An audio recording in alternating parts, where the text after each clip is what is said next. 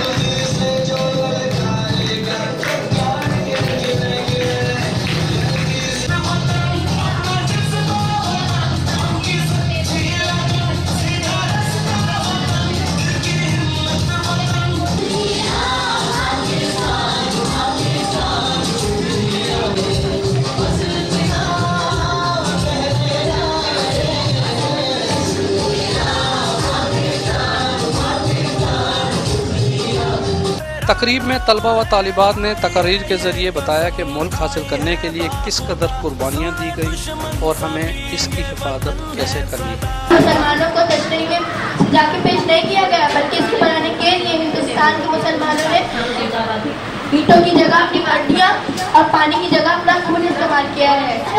14 अगस्त का दिन हमारी आज़ादी का दिन है।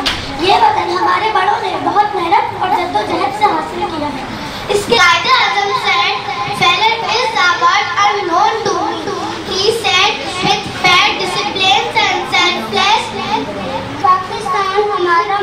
पाकिस्तान 14 अगस्त 1947 को आज़ाद हुआ था।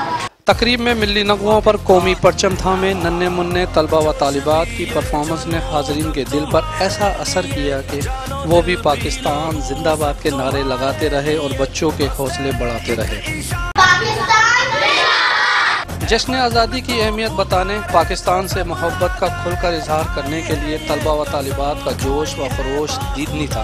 इस मौके पर असासा की जानिब से कौमी तराना और मिली नगमा भी पढ़ा गया और अहद किया गया वतन अजीज़ की हिफाजत के खातिर किसी भी कुर्बानी देने से गुरेज नहीं किया जाएगा। तकरीब का इख्तिताम पाकिस्तान जिंदाबाद के नारों पर हुआ। Parvez Khan, media point 07 Sukkur.